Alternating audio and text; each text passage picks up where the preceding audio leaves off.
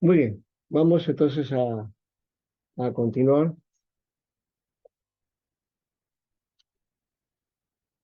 Este es el libro que me había olvidado decirles. Ese es el diccionario de hebreo y arameo bíblico.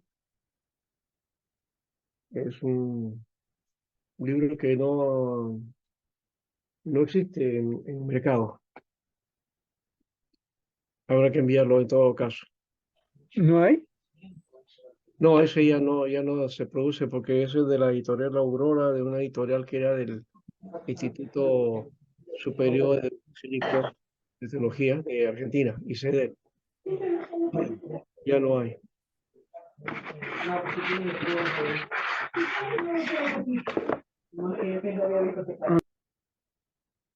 Muy bien. Se escapa ese sonido. Bueno, vamos entonces a la nota. Ya hemos mencionado esto, hemos trabajado toda esta parte. Lo que no hemos trabajado es sobre lingüística y hoy día vamos a hacer un poco de ejercicio también para ver, porque ya me han presentado 3 o 4 sus trabajos, ¿ya? Pero básicamente lo que están haciendo es interpretación, nada más, ¿no? Hermenéutica. Pero necesitamos entonces trabajar un poco más algunos elementos aquí que nos permita entender cómo es este proceso de la exégesis. Yo les he mencionado que deben usar en base al libro de Gordon Fee, ¿ya? El de Gordon Fee. Entonces hoy día vamos a tratar de plantearnos en base a las líneas de Gordon Fee hacer el trabajo de Mateo 5, ¿ya? Vamos diciendo aquí, ya algunos intentaron. Por esa intención está muy bueno, les voy a poner nota también, ¿ya? Pero hay que añadir algunos detalles más, ¿ya? Sobre todo, por ejemplo, la cuestión de la delimitación, ¿no? La delimitación. Y luego también trabajar este aspecto de qué cosa quiere decir bienaventurado, ¿no? Ahí está la palabra eh, Macarios. Macarios. ¿Qué es Macarios, no? Entonces vamos a tratar de ver esa palabrita, qué significado tiene y qué importancia tiene en todo el texto, ¿no? Cuántas veces se repite de paso, o cuántas veces el Señor Jesús o Mateo menciona que Jesús habló de los macarismos, así se le llama, ¿no? En el estudio en un estudio como este se le llama entonces los macarismos, o sea, porque hay varios aspectos ahí que trabajar, ¿ya? Entonces, vamos a tratar de hacer lo más práctico posible sobre esa línea, ¿no? Eh, no sé si hay una pregunta antes. ¿Alguna pregunta?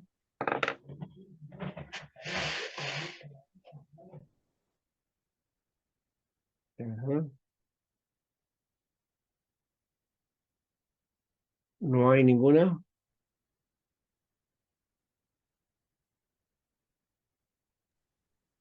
No, pastor, todo bien, todo bien. Bueno, vamos entonces acá. Este, una de las cosas que quería aquí mencionar era esta parte. Lo está viendo, ¿no?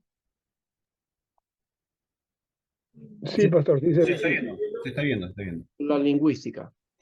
El trabajo que hacemos, y hay que denotar este aspecto también, aunque algunos no les gusta mencionar esto, porque tienen una tendencia a espiritualizar la lectura del texto, ¿no? Entonces yo me acerco al texto, eh, entiendo que Dios me está hablando a mí personalmente o trato de entender ese pasaje o el texto como que Dios me está hablando a mí, ¿no? Esa perspectiva está bien para lo que corresponde a lo que se conoce como devocional. Y no está mal, pero no se agota el estudio de la Biblia ahí. Generalmente hacemos mucho énfasis en ese aspecto, ¿no? En hacer el devocional, en leer la Biblia. Pero lo que no hacemos es el énfasis en hacer estudios de la Biblia. Y muy poco se estudia, ¿no? Y muy poco se estudia a profundidad.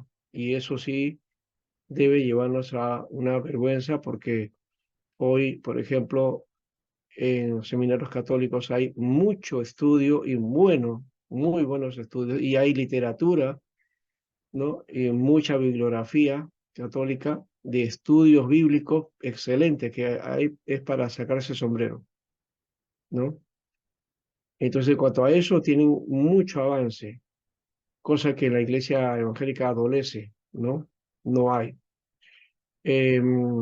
Lo hay en algunos sectores, quizás, que había que aprovechar, por ejemplo, a Barr o algo de los estudios de Bullman con respecto al texto bíblico y a la enseñanza y a su trabajo de crítica textual.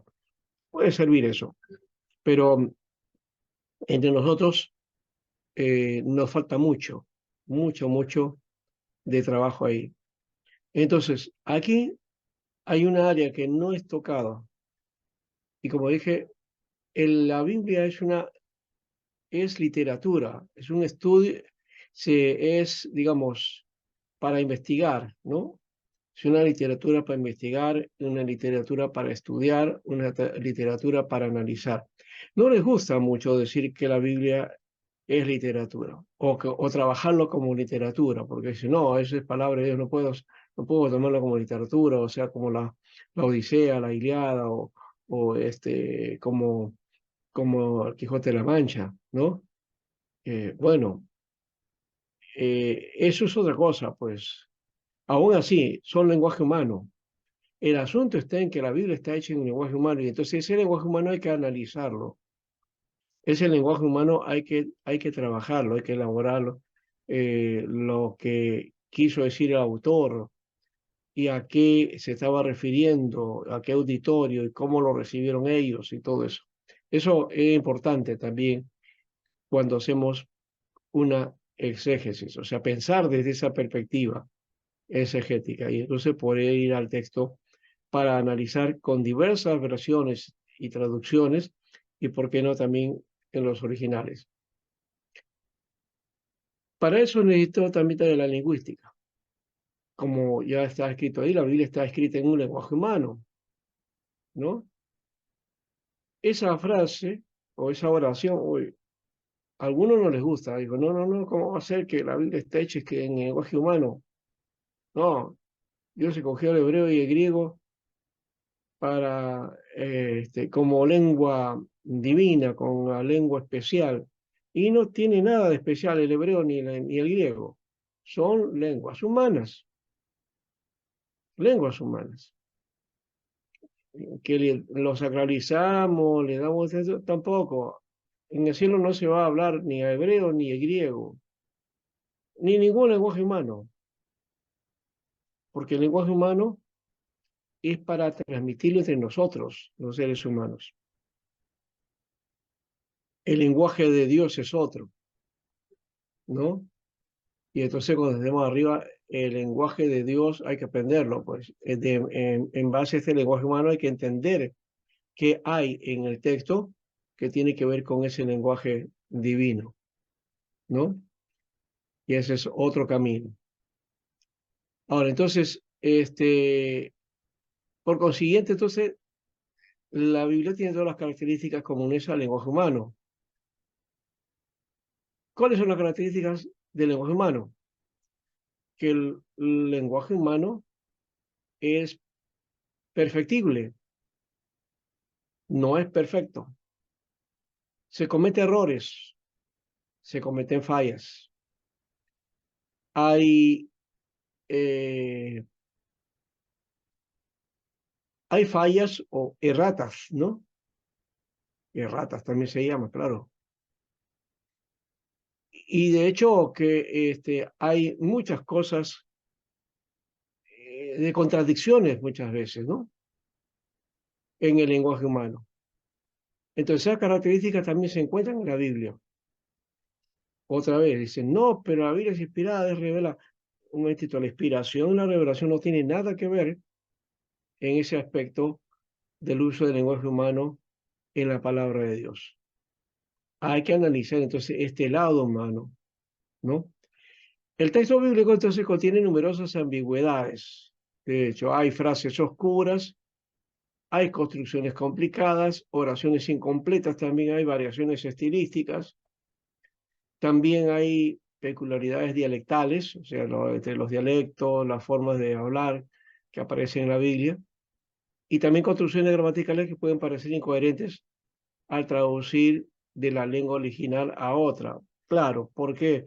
Porque en el lenguaje original hay una manera de pensar, un hilo de pensamiento, ¿no? Una sintaxis, ¿no?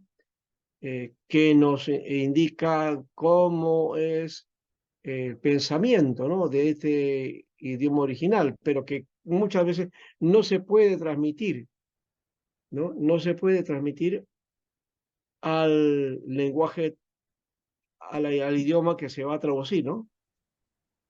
¿No? Hay, por ejemplo, dice que hay palabras y frases bonitas en quechua que no se pueden o que suenan diferente o extraño en el castellano y que no tienen el mismo sentido, no tienen la misma esencia, ¿no? Que aparece ahí. Igual sucede con nosotros, ¿no? Y en castellano también tenemos muchas palabras, muchas oraciones y pensamientos construidos que se entienden en el castellano, pero que tú lo pasas al inglés o al francés o al italiano, no va a sonar. No tiene la misma connotación, ¿no? Entonces lo que se hace es tratar de acercarlo a lo más posible a la idea, al concepto, a los sentimientos que se ha tratado de traducir, ¿no? O que se ha tratado de expresar en este caso. Así que encontrar lo que la Biblia transmite, hay que hacer uso entonces de todas aquellas cosas que la lengua utiliza al transmitir un mensaje, una narración o una conversación. Por eso la lingüística es importante. Para entonces entender la Biblia, entonces debemos aprender todo lo que pueda sobre el lenguaje, la estructura. ¿Mm? Ya hemos dicho cómo debían trabajar ese aspecto. Ustedes, cómo se pone una oración, cómo entendemos una oración. Entonces, saber qué es el sujeto, ¿no? Verbo, el predicado, el objeto directo, objeto indirecto, las, ¿cómo llaman? También las cláusulas o también, bueno, yo uso más el lenguaje gramatical tradicional, ¿no? Las cláusulas llaman de palabra, ¿no? Pero que también están las preposiciones, las conjunciones, los artículos, todo eso tiene su lugar, ¿no? Entonces, ¿cómo está estructurado una lengua, un idioma, ¿no? La forma en que funciona y el modo en que la gente lo emplea, ¿no? Aquí en Perú no hablamos muy bien el castellano, de paso.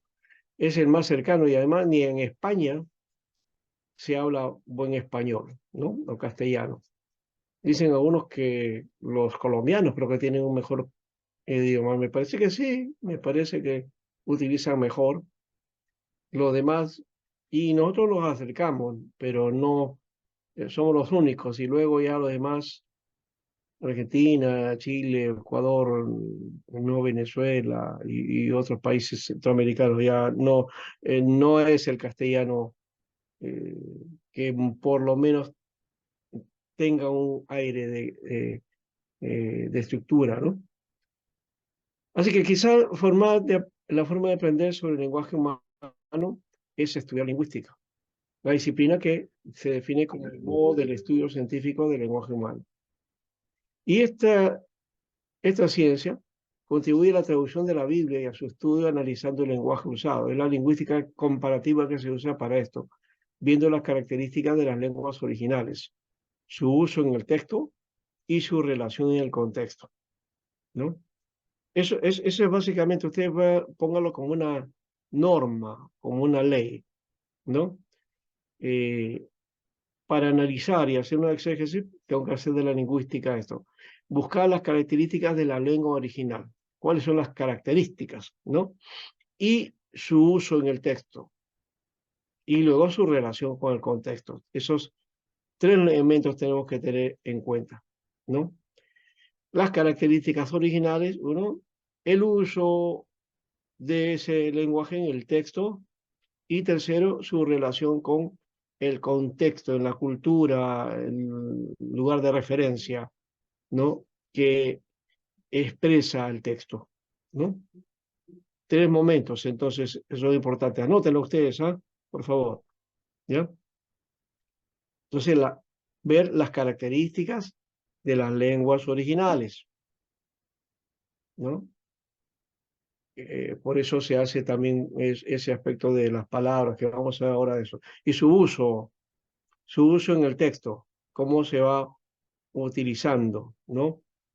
Eh, y su relación con el contexto, es decir, el contexto social, político, religioso, cultural, familiar, ¿no? Cotidiano.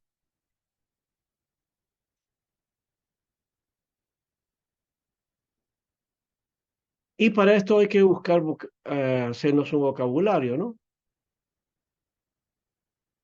A uno dirá que emplear un lenguaje sencillo significa usar palabras fáciles. Y se podría preguntar, ¿cuáles son las palabras fáciles? Aquí creo que hay que entender esto. No siempre es fácil definir lo que se quiere decir con palabra fácil, pero sin duda hay alguna relación entre fácil y común, ¿no? Entonces la idea es usar palabras comunes, es decir, que realmente las palabras más fáciles serán las que se usan más y son por tanto más conocidas, por eso se hace fácil, pues. Pero si uno no usa esas palabras, o digo, por ejemplo, la, la condición sine qua non, no va a entender qué cosa era sine qua non, ¿no? ¿No? O las indiéresis de, ¿no? O este, de repente podemos hablar acerca de que la Biblia eh, tiene, tiene palabras unidas, ¿no? Pero que se llaman endiadis, ¿no? Endiadis. Gracia y verdad expresa un endiadis. Que si era endiadis no es una palabra común, ¿no? ¿No? Entonces hay que tomar en cuenta esas expresiones, ¿no? Expresiones que son comunes y otras que no son fáciles y las vamos anotando, ¿no? Las vamos anotando. ¿Ya?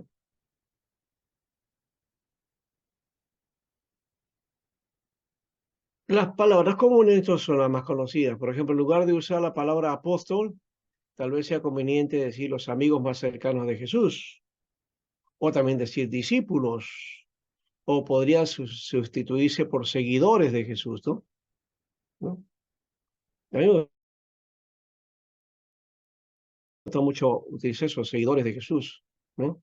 O los discípulos del camino, ¿no? Que originalmente la Biblia los muestra de esa manera, ¿no?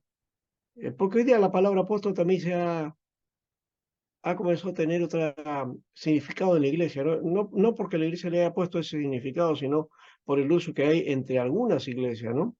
Que mal utilizan la palabra apóstol y entonces malogran el concepto y el significado, ¿no? En fin. Otro aspecto que también debemos tomar en cuenta es la estructura literaria. Ya dijimos, entonces una estructura del lenguaje. Para escribir en lenguaje sencillo no basta con emplear palabras comunes y corrientes, entonces no se trata de eso, tampoco de hablar replanas o hablar, qué sé yo, eh, variaciones lingüísticas de palabras ahí, populares, ¿no? no se trata de eso, ¿no? Se trata de, de mirar la estructura, de cómo está hecha, ¿no? La Biblia desde la perspectiva literal tiene estructuras definidas. Y hay ideas definidas que se han encontrado en perícopas. Ahí estaba la palabra. Esa es una palabra también que han aprendido, ¿verdad? O todavía no les suena. La palabra perícopa. No, ¿No? ya está, ya en la mente, ya. Ya está el concepto, ¿no? Ya. Entonces, perícopa, trozo de texto. Hay estas palabras que nosotros trabajamos ahí. Una idea, Trozo ¿no? de pensamiento, Ujú. ¿no? Que nos narran hechos, ¿no? La perícopa viene a ser eso, trozos de pensamiento que nos narran hechos. Bueno, en una perícopa. También puede haber una perícopa que nos narra o nos da un pensamiento también, ¿no? ¿Ya? Estas escrituras se caracterizan por el uso del verbo. ¿Ves? ¿Cómo se usa el verbo? En los tiempos que aparece el verbo. El lugar también, el espacio, el lugar, lo espacial, ¿no? Cuando hablamos de decir lo espacial, no estamos hablando de la luna ni fuera de la Tierra, ¿no? No, el lugar, ¿no?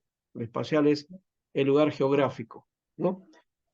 De paso, dicen que hoy la India por fin logró poner su nave espacial en la Luna. Hoy día han llegado a la Luna. Y según la noticia, ya son 4 países que han llegado a la Luna, ¿no? Estados Unidos, Rusia, China y ahora la India, ¿ya? Claro, el único que ha hecho que un hombre camine la Luna es Estados Unidos, básicamente. Los demás han enviado misiones nada más, ¿ya? Pero ya es un avance, ¿no? Yo estaba pensando en esto, decía, ¿qué será ahora y qué dirán los terraplanistas, aquellos que dicen que la Tierra es plana y que el hombre nunca ha salido al espacio y que no hay viajes al exterior, ¿no? Ya son 4 naciones que han ido a la Luna, ¿no? Y también han ido a Marte, y también creo que están yendo a Venus, y también hay una estación espacial afuera de la Tierra, usted sabe. Ahí hay un astronauta que de paso no lo pueden traer, no sé por qué problema tiene, ya tiene 6 meses de más y bueno, están tratando de solucionar ese aspecto. Pero bueno, eso es lo espacial también, ¿no? El espacio, ya. Pero no estamos hablando del espacio hacia afuera, sino del espacio lugar donde la vida te demarca, ¿no? ¿No? Un lugar geográfico, una localidad. El uso de las preposiciones, ¿no? Con, pero, de, a, la, para, a, hacia, todas esas preposiciones. También las interjecciones, ¿no? A, eh, hey, ¿no? Cosas así. O hay, por ejemplo, Jesús usaba muchas hay, ¿no? Hay, es una interjección. Y también palabras claves, ¿no? Palabras claves. ¿Qué es una palabra clave? Es una palabra que se repite constantemente en el texto, ¿no? O es una palabra que nos da el pensamiento, que nos está tratando de transmitir un pensamiento. Esa es una palabra clave, ¿no? Anoten esas cosas, ¿ah? Porque son importantes. Por ejemplo, en Mateo 5, donde se bienaventurado, bienaventurado, bienaventurado, es una palabra clave. Claro, es una palabra clave y es el tema, ¿no? Y En por eso decimos, Josué, en Josué también, ¿no? La palabra de fuerza dice valiente, también él en varios capítulos también lo está, no solamente está en el 9, en el 9, 1:9, sino también en claro, otros versículos de ahí Josué. es esfuérzate Ajá, y sé fuerte y sé valiente, valiente. Ajá. ¿no? Es una palabra que está ahí, pero también hay otro aspecto en el texto que no aparece en la traducción al castellano, lastimosamente. Este, eh, ahí aparece diciendo, no te he dicho que no temas y sé valiente, esfuérzate, ¿no? Dice. Ya, pero ahí hay una pregunta que Dios le hace porque Josué estaba con miedo, Josué estaba con temor. A veces decimos, no, Josué era valiente, no, estaba con miedo, estaba aterrorizado ahí. Y por eso, y él le dice, yo estaré contigo, pero viene Dios y lo encuentra otra vez así en esa situación. Y le dice, no te he dicho que no temas, es una pregunta. No te he dicho que no tengas miedo, no temas. Esfuérzate, sé valiente. Ahí viene en el contexto ya viene esa exhortación. Esfuérzate, pues. Pastor, entonces no es una afirmación, sino es una pregunta. No, es una pregunta. ¿Te das cuenta cómo cambia la figura? Sí, sí, porque en la Biblia es una afirmación, pero ahora dice que la versión es una pregunta, ¿no? Es una pregunta. Es una pregunta. La Reina Valera lo pone así, ¿no? No sé, habría que ver cómo está la Reina Valera original o la versión Valera original, ¿no? A ver, vamos a ver, José, ya que has tocado Josué, vamos a mirar un poco ese pasaje. Es un pasaje que es muy conocido, pero que también, por tan conocido, ha perdido su sentido, pues, ¿no?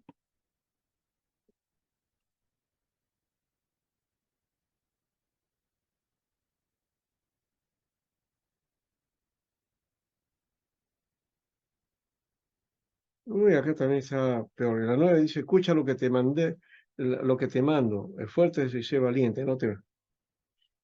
Ahí perdió todo sentido. Esta es una versión esta es la versión contemporánea de la Reina Valera y no aparece así. Escucha lo que No, te manda. Entonces eso también ya es como una orden. sí, sí, sí. No, la orden es fuérzate, sé valiente, sí, ese sí está. Pero voy a hacer una cosita acá. Vamos a ver dónde tengo yo. Yo tengo acá el texto de el interlineal. A ver, en el interlineal puede ayudarnos algo.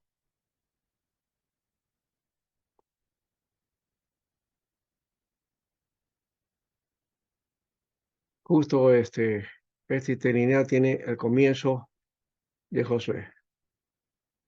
En la,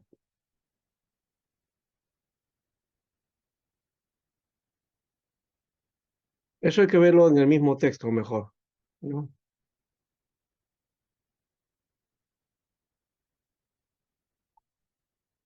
Ya, ahora sí. Aquí está el texto.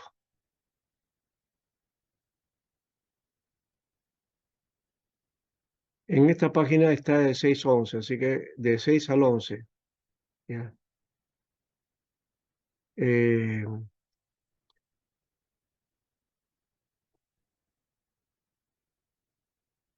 no te dejaré ni te abandonaré, dice. Sé fuerte, sé valiente, porque tú harás de heredar a este pueblo la tierra que yo juré a sus padres, se les daré, que daría a sus padres. Y 7 dice, solo sé fuerte y sé valiente, ¿no? Para cuidar mucho de esta obra, según toda la ley, según toda la ley que te mandó Moisés, mi siervo. No te apartarás de ello ni a derecha ni a izquierda, para que tengas éxito en todo lo que te vaya, en todo lo que hayas hecho. Ya. No te apartes de este libro de la ley, le dice. ¿Ya? Eh, ni de tu boca, meditarás, ¿no? En tu boca y en él estarás meditando para que cuides de obrar según todo lo escrito en él, porque entonces harás prosperar tu camino y entonces tendrás éxito. Y acá ¿Acaso no te dice, mandé ¿no fuerte? acaso te mandé ser fuerte, ¿no? Y valiente? No tengas miedo, está, ¿no? Y aquí aparece como una interrogación,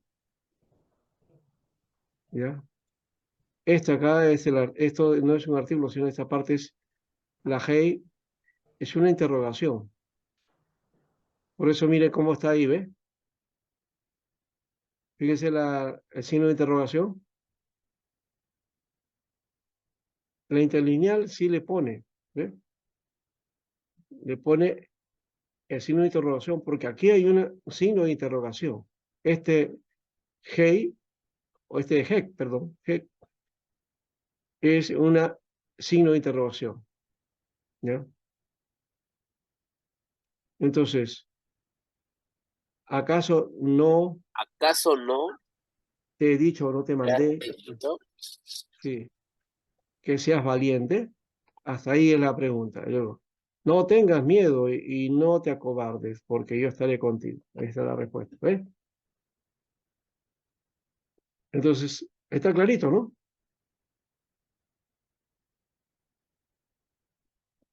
A ver cómo está la Reina Valera actualizada. De repente, esa versión sí, sí trabaja eso. Entonces, ahí ya tenemos un cambio sustancial del texto, ¿no? Entonces, no es la idea de recordación, sino es una pregunta que el Señor ha hecho. ¿Ya? Acá está, ¿ves? La Reina Valera actualizada dice, versículo 9, ¿no te he mandado que te esfuerces y seas valiente? Y luego entonces la respuesta, no temas ni desmayes, porque Jehová tu Dios estará contigo donde quiera que vayas. ¿Ya? Entonces, esa pregunta, en el contexto de Josué, pues es claro pues que estaba con miedo, porque ¿por qué le iba a Dios a preguntar de esa manera? ¿Mm? ¿No? Entonces, no es...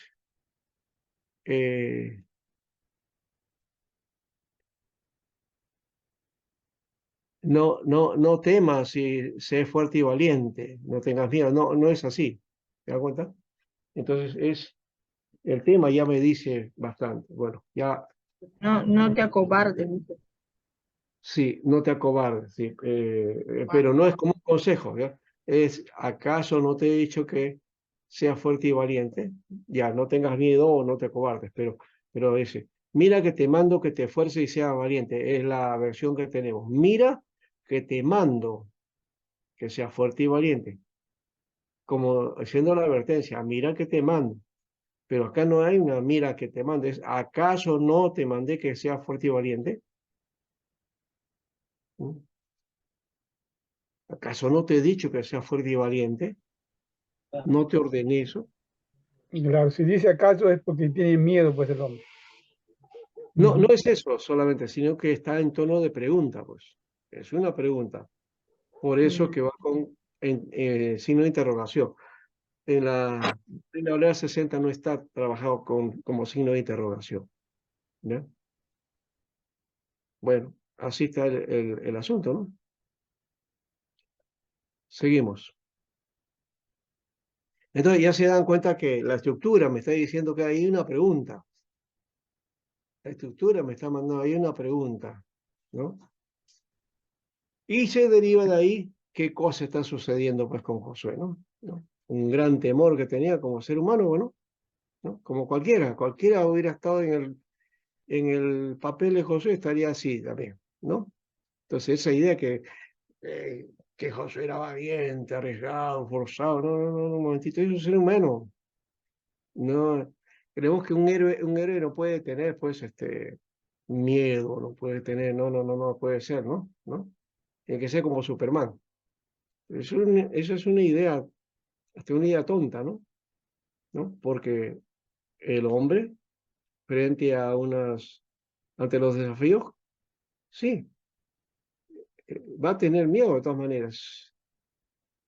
Y aquel que vence su miedo va a salir adelante, o a pesar de los miedos, sigue adelante, ¿no? A pesar de eso. Y eso es lo que está diciendo el Señor a Josué, ¿no? Bueno, ahí vemos entonces una figura muy interesante. Ahora, hay otra más, la epigrafía y la paleografía. La epigrafía estudia las inscripciones de los monumentos y textos conservados en papiros, pergaminos y otros materiales, ¿no? Y la paleografía, epigrafía y paleografía, estudia la escritura antigua, los documentos escritos más antiguos, ¿no? Esa es la paleografía. Bueno, nosotros lo vamos con un curso de griego De una semana no vamos a llegar a ser paleógrafo, ¿no? Hay que aprender un poco más y también si uno quiere especializarse y si uno está joven en ese aspecto, porque para esta área de trabajo también se necesita mucho, ¿no? Sociedades bíblicas necesita mucha gente que esté en esta línea, ¿ya? Ya los que estuvieron en su momento en las revisiones de la Biblia, que se hace constantemente y se necesita un personal para eso.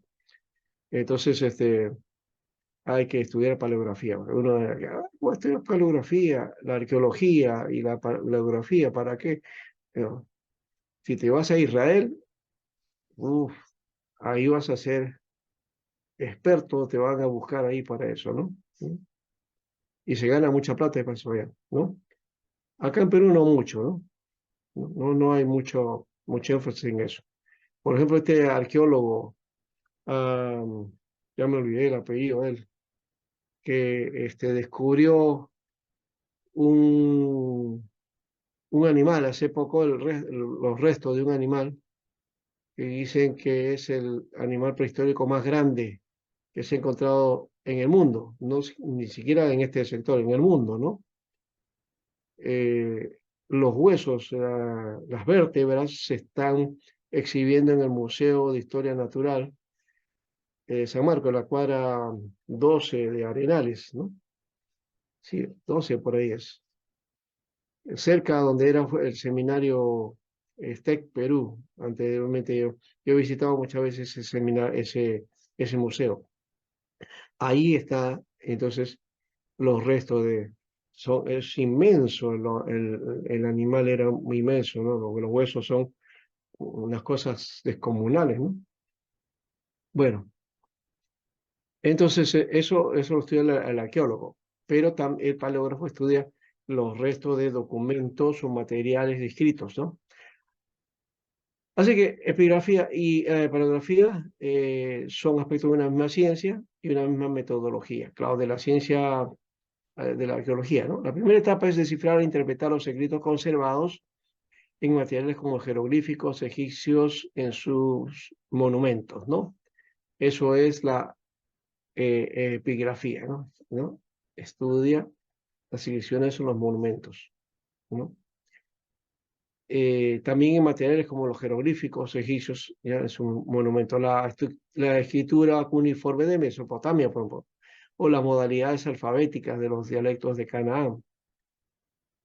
Y la otra etapa es la determinación fonética, ¿no? La paleografía estudia ese aspecto, ¿no? Establece normas de morfología interna, las asociaciones etimológicas y semánticas, estudio de los dialectos menos conocidos del cananeo. Ahí está el ugarítico, el fenicio, moabita, el eblático, ¿no? En Ebla se ha encontrado una biblioteca inclusive muy grande, bueno, documentos, ¿no? Que básicamente tiene que ver con una especie de estadística o un documento sobre, como diríamos, de corte contable, ¿no? Más o menos por ahí está. En Israel, por ejemplo, y los países limítrofes se han encontrado fuentes paleográficas y epigráficas para el estudio lingüístico. Ahí está, por ejemplo, las inscripciones fenicias descubiertas en Gebal. Gebal viene a ser la ciudad de Biblos, o Biblos. Biblos era una ciudad, si no se dan cuenta. ¿Sabe por qué le pusieron Biblos? Porque en esa ciudad se producían hojas o materiales para escribir, ¿no? Entonces se llamaba Biblos el lugar, ¿no? Creo que tiene que ver con el pergamino, me parece. No es papiro, pergamino me parece que es. No, el papiro es. El papiro es. Bueno, acá hay una moneda fenicia que la inscripción ya me va indicando el tiempo y todo lo demás. El templo del obelisco, que también es todos los dibujos ahí también va diciéndonos algunas las actividades y cosas que ellos realizaban. O en este caso, aquí está un papiro de Biblos, ¿ya? ¿Ve? Al estilo, ¿no? con las mismas figuras parecidas a los jeroglíficos. Fíjense que antiguamente para expresarse utilizaban figuras, ¿no? Figuras que después se estilizaron, como por ejemplo ustedes saben, ¿no? Que el Aleph antes se escribía con la cabeza de un toro, ¿no? ¿No? Y era el símbolo de eso, ¿no? Ya. Y luego cambia y se estiliza, ¿no? Pero ahí está. Esa es más o menos la forma de escribir, ¿no? Y que asemeja a los jeroglíficos, ¿no? Así que ahí está, Biblos, ciudad de los papiros, ¿no? Está. El lugar donde se sembraba muchos árboles de papiro, ¿no? Porque la planta de papiro, ¿no? Se usaba de la caña, se hacía la sustancia, se sacaba eso, ¿ya? Y luego se aplanaba y se iba secando, ¿no? Y se iba entretejiendo también, ¿no? Para hacer las hojas de papiro para las escrituras. Aquí hay un calendario de uno de los más antiguos documentos hebreos, el calendario de Geser. Aquí está, el calendario agrícola. Este es el hebreo, un paleo hebreo, ¿no? Aquí está el resto, que eso es una tablilla de arcilla y escrito de forma cuneiforme, ¿no? En cuña. Pero son letras hebreas, antiguas, ¿no? Aquí está la inscripción de las letras, ¿no? Pero en paleohebreo. Y aquí está la traducción o la literalización, ¿no? De lo que contenía acá, ¿no? YRHB, SP y así, ¿no? Que no suena para nosotros, ¿no? Pero que está. Entonces, aquí está literalmente la forma de la escritura, ¿no? Que aparece aquí. Aquí está transliterada a la escritura cuadrática, ¿no? Y consonantal, no está ahí los signos masoréticos, los signos vocálicos no aparecen acá, porque no se usaba en esa época. Luego está la transliteración, que ya hemos dicho acá, la transliteración, ¿no? Transliteración, no es literación, sino transliteración. Y aquí está la traducción al español, ¿eh? Entonces, la primera parte, el número 1, dice ahí, 2 meses recolectar, y ahí la pregunta, olivas, 2 meses sembrar lino y cebada, ya. Luego 2 meses sembrar, no, 2 meses siembra tardía, trigo y escanda. El número 3 sería 1 mes segar el lino. 4, 1 mes segar la cebada.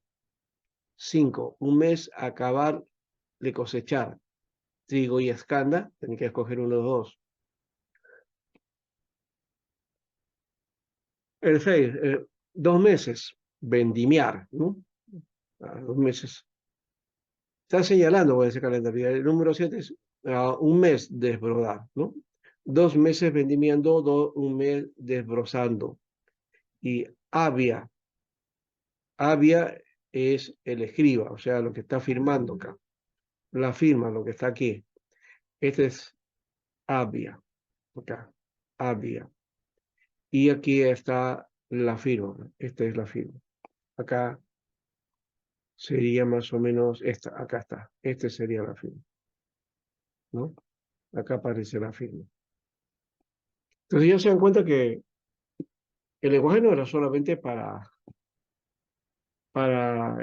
escribir pensamientos, también era para, como este caso, un calendario para registrar cómo iban a organizarse, ¿no? En este caso, con lo que es el trabajo agrícola, ¿no? Esta es tela del rey Mesa, no es que el rey tenía una mesa, sino que en Mesa, así se conoce a este rey, al rey de Moab, ¿no? El rey Mesa, ¿no? Es su nombre. Y constituye la base para el estudio del moabita, idioma hermano del hebreo, ¿no? Es que ellos más o menos tienen relación, pues, ¿no? Son casi parientes, los de Moab. Aquí contiene el relato del rey Mesa de Moab contra Jac y Jorán, rey de Israel. Data del año 840. Entonces, tiene una relación con Israel. Y es importante esto porque esto nos aclara también lo que el texto dice acá acerca de Jac y de Jorán, ¿no? Reyes de Israel. Este Jac es Acac, ¿no? Por ese caso. Descubrimiento muy importante porque era la primera que se tenía una comprobación de un texto bíblico. Esto está en 2 Reyes 3:4. Entonces ya me está indicando aquí, ¿no? Que 2 Reyes 3:4 está confirmado por esta estela que existía entonces el rey Acab y el rey Corán y también Mesa, ¿no? El rey de Moab. También fue de ayuda en los estudios de escritura antigua, por ejemplo, del hebreo bíblico, ¿no? Entonces aquí está. Esto está en moabita, pero tiene la misma forma, ¿ves? Del paleo hebreo. ¿Y qué dice ahí? Vamos a mirar. Soy Mesa, hijo de Quemos, rey de los moabitas, el Dibonita.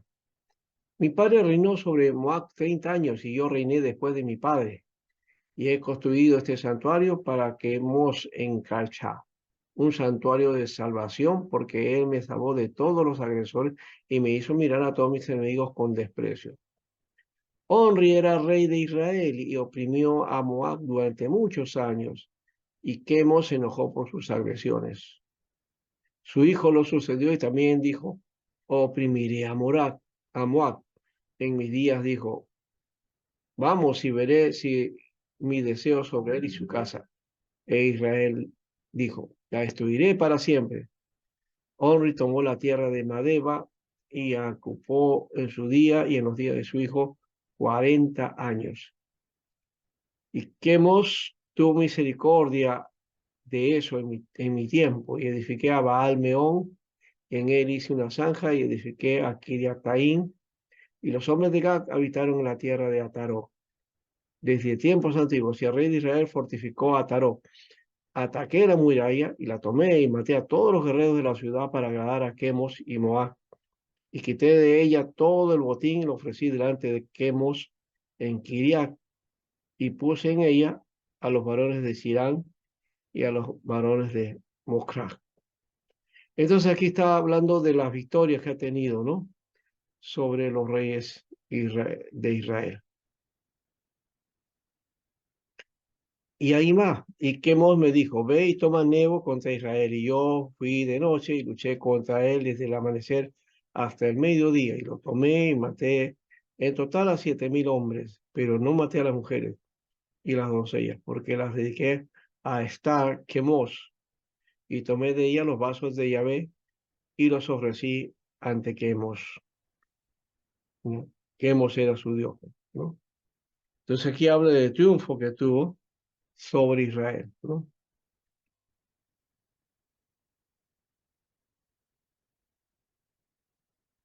Y el rey entonces de Israel fortificó Jaasa y la ocupó cuando hizo la guerra contra mí, y Quemos lo echó delante de mí. Yo tomé de Moab 200 hombres en total, los puse en Jaasa y lo tomé para anexarla a Dibón.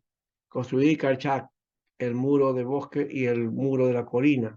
Yo construí sus puertas y construí sus torres. Construí el palacio del rey e hice prisiones para los criminales dentro del muro. Y no había pozos en el interior del muro de Karchak. Y dije a toda la gente, hagan de cada uno un pozo en su casa, y cabe el pozo para Karchak con los hombres escogidos de Israel. Construí Aroer y crucé en el camino a través de Arnón. Tomé Bamot porque fue destruida. Construí Beser porque fue derribada por los hombres armados de Daibón, porque todo Daibón era ahora leal. Y reiné desde Bicrán, que agregué a mi tierra, y edifiqué Bet-Gamul, Bet-Dibrataín y Bet-Baal-Meón, y puse allí a los pobres de la tierra. Y en cuanto a Oronaín, los varones de Edom habitaron allí en la descendencia de la antigüedad. Y Quemos me dijo, desciende, haz guerra contra Oronarín y tómalo. Y la salté y la tomé, porque Quemos la restauró en mis días.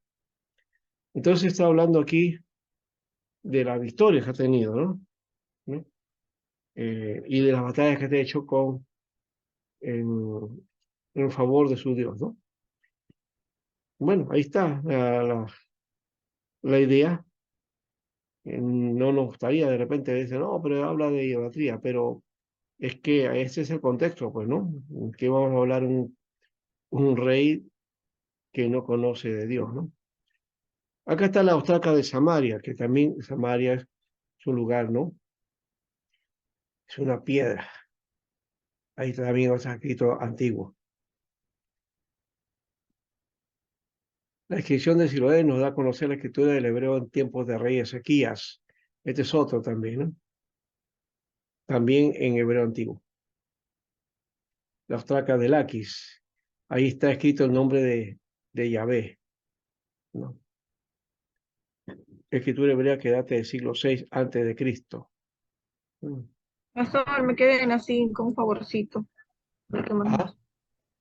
a las 5. Si puedes hacer un poquito así para tomar foto. 5. Ya ahí está. Ya, pastor. Muy bien. Ya está. Ujú. La inscripción.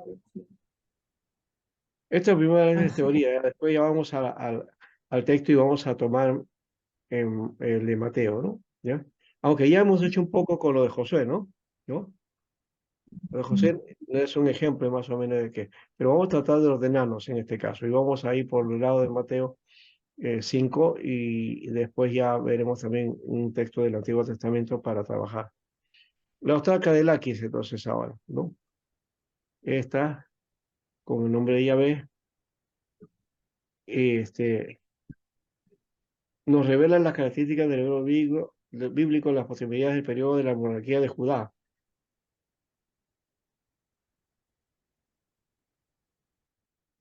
Ah, está muy bueno eso.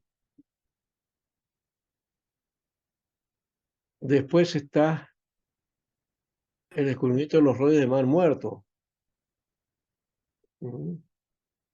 De las cuevas de Qumran. Ahí también hay otra, está el rollo de Isaías.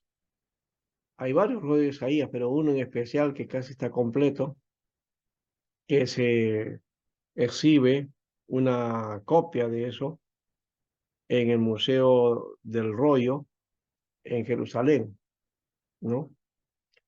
El curador o director principal de este museo es eh, Rodolfo, Adolfo Royman,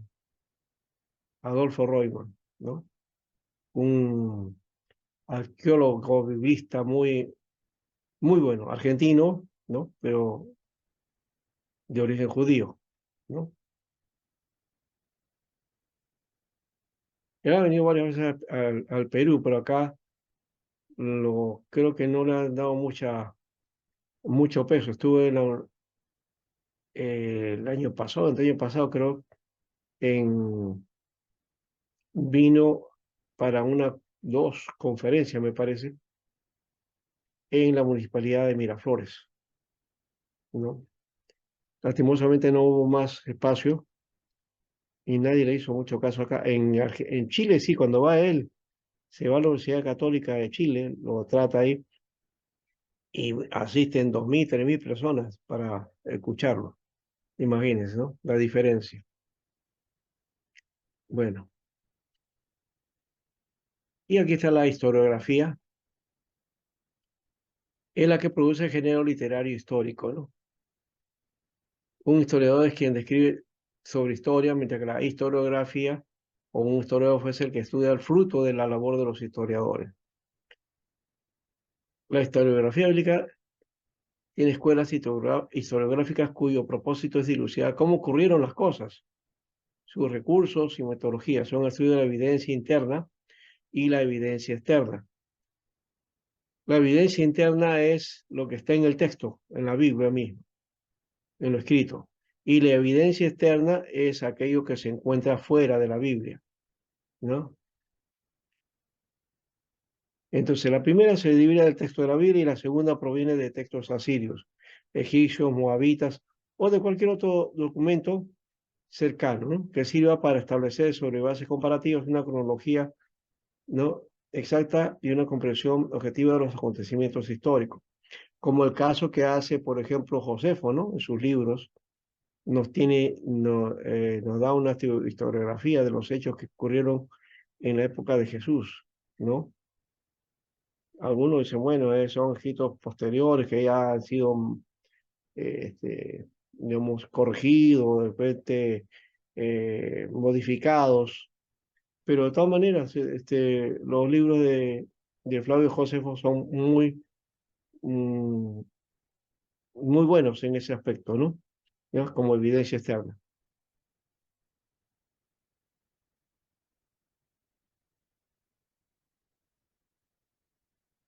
Aquí, por ejemplo, las épocas concretas acá, y los libros. Deuteronomio, la época de las llanuras de Moab, en víspera de la llegada a la tierra prometida, más o menos 1230, siglo XIII. Hemos dicho que el texto posiblemente no haya sido hecho en esa época, ¿no?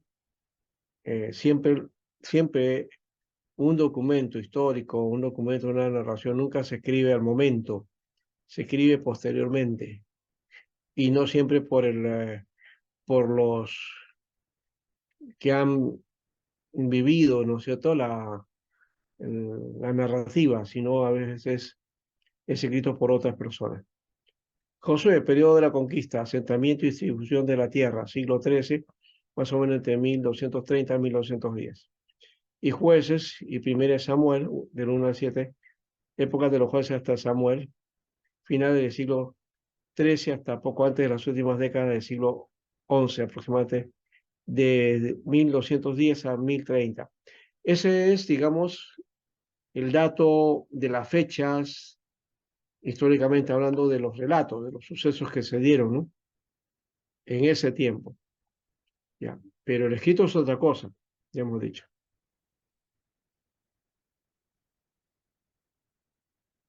Y aquí está la arqueología, que estudia los restos antiguos, ¿no? Aquí, por ejemplo, algunas excavaciones arqueológicas que descubren materiales de los pueblos diseminados en el mundo de la Biblia, ¿no? Y lo segundo, que sobre esa base se aplica una metodología, ¿no? Y se interpreta el testimonio de esa información haciendo contribuciones al entendimiento del mensaje de la Biblia. Acá, por ejemplo, es el cilindro de Nabodino, es un cilindro de arcilla y es una escritura cuneiforme. Cuando hablamos de escritura cuneiforme es una escritura hecha con un estilete o una cuña, ¿no? Y que se va marcando, ¿no? En este caso, en la arcilla cuando está blanda, ¿no? Ya esto aquí ya está sólida y ahí quedó.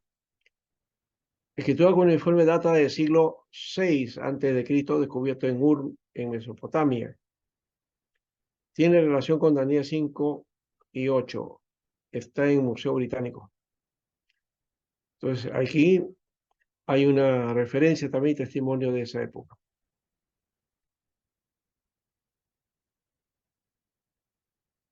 Y estos son las estratificaciones,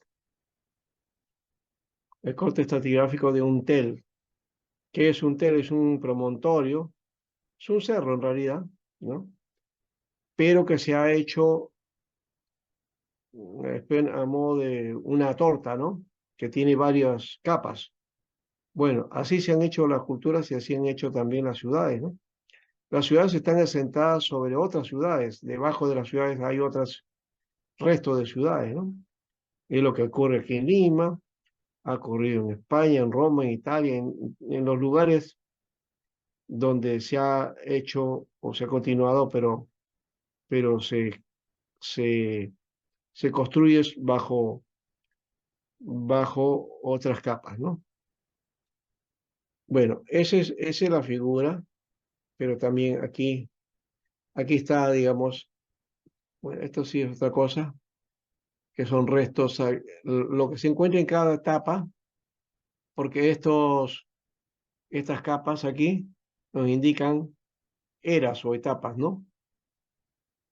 Entonces, cuanto está más hacia abajo, es más antiguo, ¿no? Lo que está más a la superficie es algo que es reciente. Entonces, eso se encuentra mucho en el Oriente, ¿no? Se encuentra mucho. Y entonces, eso en el gráfico aquí, esas etapas están marcadas, ¿no? Están marcadas acá. Esta es la parte más antigua. A ver si me puede señalar, si puedo señalar. Ahí está lo más antiguo. Va aquí, sube, sube. Por aquí ya se encuentran cerámicas, ¿no? Por acá no mucho, pero por acá sí. Aquí ya hay artefactos, ¿no? Y otros elementos de metal y todo eso, ¿no? Son las etapas.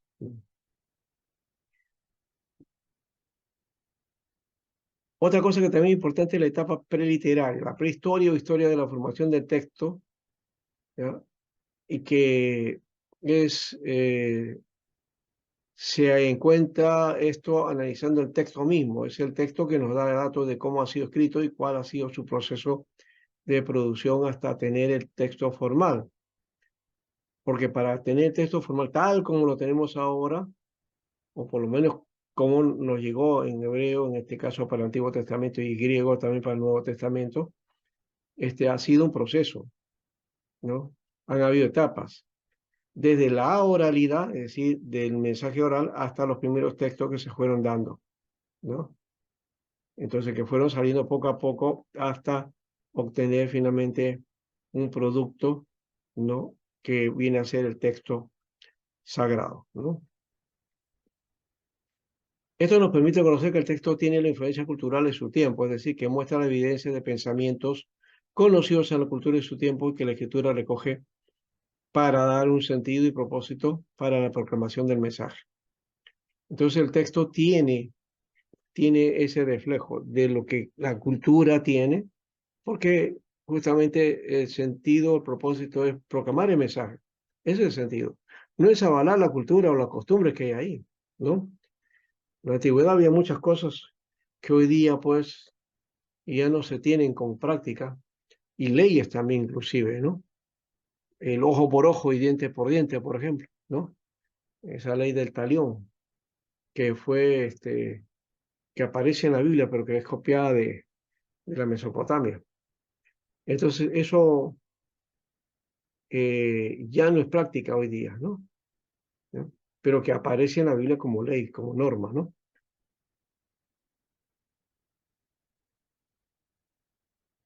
Los textos del Antiguo Testamento fueron escritos en dos lenguas, semíticas, hebreo y arameo, que tienen sus rasgos literarios propios, hebreo y arameo, ¿no? Diferentes a los del griego presentes en el Nuevo Testamento. Los textos del Antiguo Testamento tienen características que tienen que ver con el tiempo de su producción, más largo que el Nuevo Testamento. O sea que esto, el Antiguo Testamento no se hizo así pues de la noche a la mañana, ¿no? ¿No? O apareció ahí a Moisés y ya Moisés se fue y ya teníamos el Pentateuco completo. No, no es tanto así, ¿no? Hay todo un proceso. Sin contar la etapa de la tradición oral que se remonta hasta los orígenes mismos de los clanes y las tribus, se puede hablar de un lapso de 1000 años de producción literaria. Fíjense, hay una distancia, 1000 años. Desde los poemas arcaicos, como el de Jueces 5, que es llamado Cántico de Débora, hasta el texto más reciente, probablemente el de Zacarías, 9:14, en el canon hebreo palestino, siglo IV antes de Cristo, ¿no? O el canon griego de Alejandrino de la Septuaginta, que también es del tercer siglo, ¿no?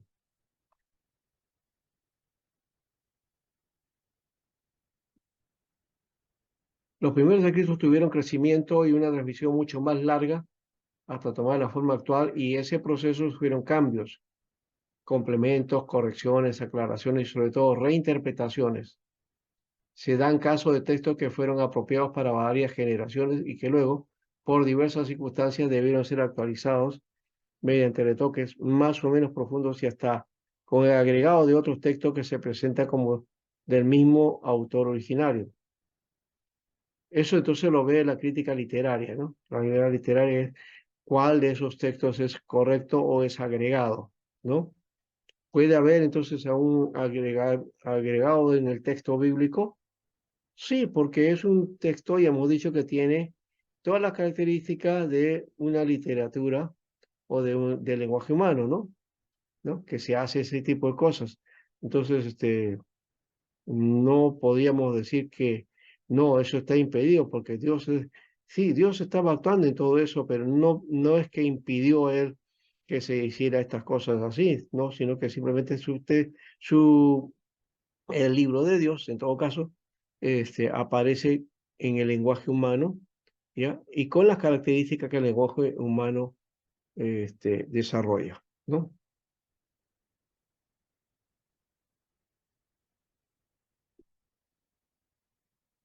Ahora, el Antiguo Testamento como literatura. Podemos decir que la literatura es el arte de la palabra. Esta concepción nos deja en suspenso numerosas cuestiones. No dice en qué difiere la poesía de la prosa, por ejemplo, o ni qué proporciona un criterio para distinguir la literatura del lenguaje corriente. Otra forma de entender lo literario es que se cree que nos acerca a su realidad cuando se define como un tipo especial de comunicación. Y a esto se refiere pues el carácter estético del discurso que establece la comunicación. Entonces, ¿cómo lo dice? ¿De qué manera lo dice? ¿Y con qué palabras lo dice? ¿No? Aunque en algunos casos la literatura no tiene una intención específica desde las 12 expresiones anteriores, se muestra que en las escrituras que los autores muestran su interés por la forma de transmitir su mensaje. Esta conciencia de la importancia de cómo expresar y cómo comunicar un mensaje es lo propio de la función literaria. ¿Ya? Cómo expresar y cómo comunicar. Eso es un elemento que está ahí y que hay que descubrir en toda literatura. Y es lo que encontramos en la Biblia, ¿no?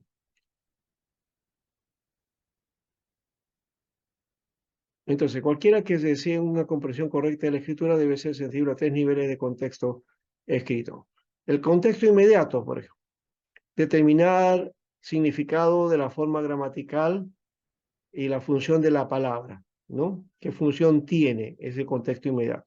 El contexto medio, los tipos literarios que se utiliza, ¿no? En el texto. Narrativa, parábola, adivinanza, fábula, poema, cántico, ¿no? Endecha, en fin. Contexto distante vendría a ser el contexto teológico, ¿no? ¿Qué dice el texto o qué me tiene para mí, ¿no? Como palabra de Dios, ¿no?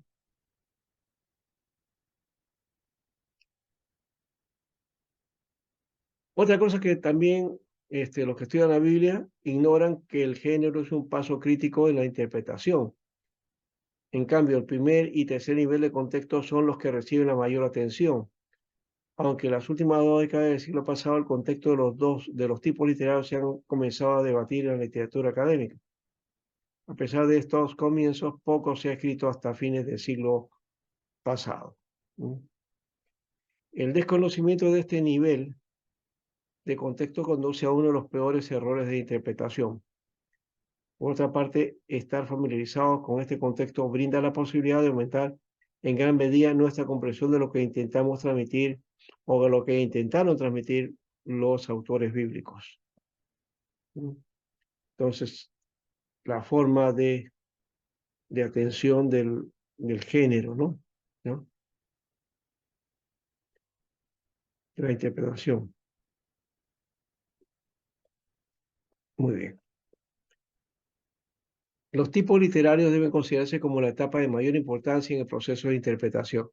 Si no tomamos esto en cuenta, no tendremos el sustento adecuado de lo que quiso decir el autor, ¿no? O qué dice el texto. Vale la forma de uso de figuras, símbolos y el uso de palabras en el texto para entender la intención del autor. No es lo mismo decir hola, ¿qué tal? Que es una expresión cotidiana y que no tiene mayor información que decir hola, gusto de verte. O, ¿cómo te ha ido? O quizás esta frase, ¿no? ¿Qué tal amaneciste? O, ¿qué tal amaneciste? ¿No? Sí, que es diferente, ¿no es cierto? ¿No? ¿No? ¿Ya? ¿Qué tal amaneciste? ¿Y qué tal amaneciste? Es Ya. como el chiste del matrimonio. No, pero ahí está, pues ahí se utiliza, ¿no? Una expresión literaria, ¿no? ¿Ya? ¿No? Sí, ¿no? ¿Cómo amaneciste? ¿No?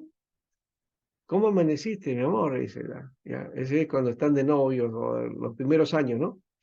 Y ya cuando pasan los años, están 40 años, ¿y ¿Cómo cómo? amaneciste? ¿Amaneciste? Ya, ya. Entonces son expresiones diferentes, ¿no?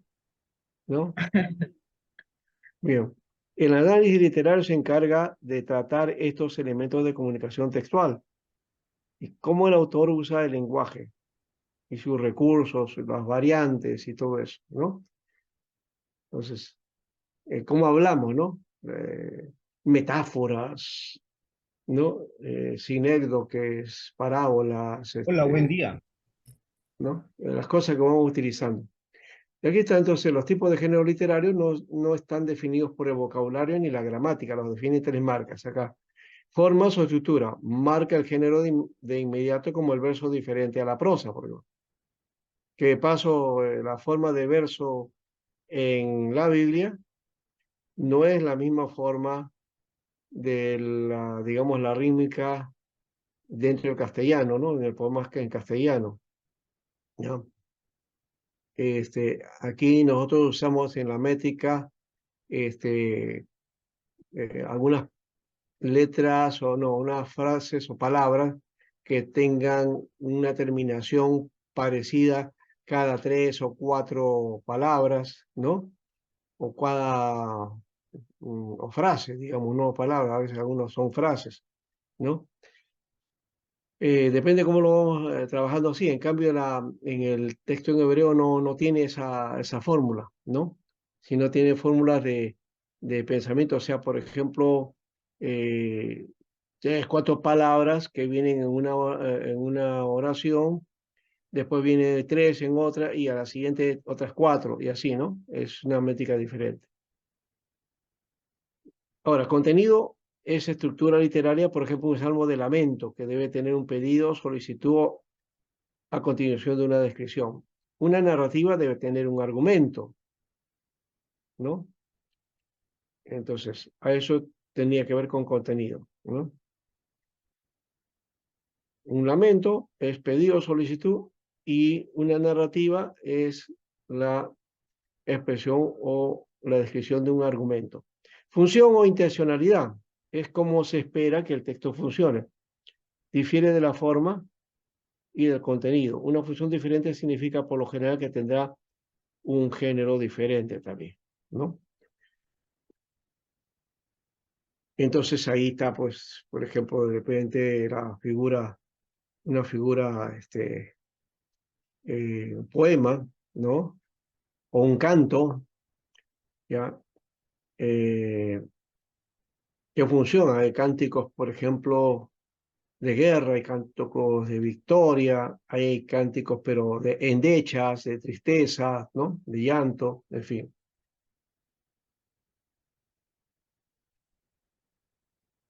Bueno, este es un ejemplo interesante. Acá está la otra. Son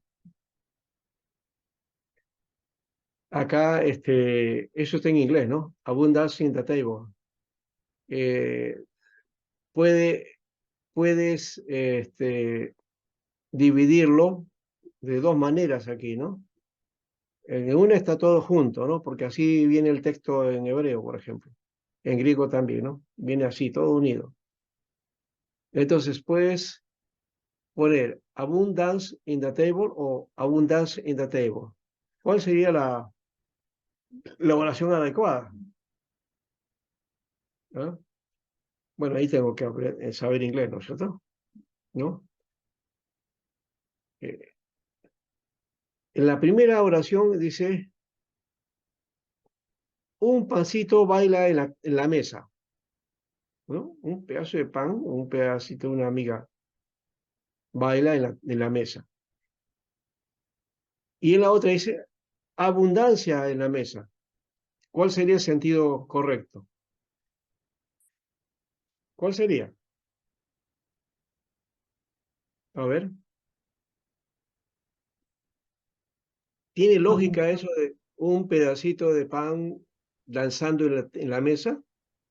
O, Abundancia en la mesa. o abundancia en la mesa, ¿no es cierto? ¿No? Claro.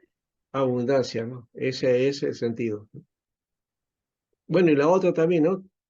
Aquí la frase que habíamos mencionado, o la oración esta de pregunta, ¿no? ¿Qué tal amaneciste? O ¿qué tal amaneciste? ¿No? Tiene intención diferente, ¿no? La ¿qué tal amaneciste? Es una intención de saber cómo te ha ido, ¿no? Cómo has descansado. Y la otra es ¿qué tal amaneciste? O sea, diciéndole, bueno, que todavía estás vivo, ¿no? No te pasó nada, entonces, no. Bueno, y acá en esta frase, bueno, no es una oración, pero aquí lo curioso, eso fue de Domingos Faustino Sarmiento, un maestro argentino que llegó a ser presidente de la República en Argentina, ¿no? El hijo de paso, ¿no? Dice, eh, hay un pensamiento muy bonito, ¿no? ¿No? Dijo él de esta manera, si el pueblo es el soberano, hay que educar al soberano, decía. Bueno, todo lo contrario de lo que pasa ahora con los gobiernos de hoy, ¿no? Que hacen Pastor, poco educación. Bueno, pastor, pero sí, sí, eh, bueno, sigo. Entonces, él hizo esta frase cuando estaba en clase, él dice, a sus alumnos, ¿no?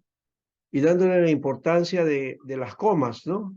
Porque uno decía, ¿para qué le pongo comas? De repente usted también está pensando lo mismo, ¿no? ¿Para qué pongo las comas? ¿Por qué luego los puntos? No, no, eso es importante. Ahora, ¿cómo haríamos en esta oración? El profesor dice el alumno es un burro. Lo he leído tal como está porque no tiene acentos, ni comas, nada, ¿no? El profesor dice el alumno es un burro. ¿Qué se está refiriendo el profesor? Depende de esto, depende en dónde pongo la coma para expresar el pensamiento, ¿no? Hagamos el ejercicio. Acá no está, ¿no? A ver, hagan ese ejercicio. Después vamos al descanso. O vamos al descanso y luego hacen el ejercicio. ¿Le parece? Ya, pues, ya, pastor. Ya, vamos a entonces, descanso, pastor. pensando en la idea, ¿ya? El profesor dice, el alumno es un burro. Fíjense dónde se puede poner el acento. Cada uno hágalo como ustedes quieran, ¿no? La coma. Después del alumno de la coma. Vamos a ver.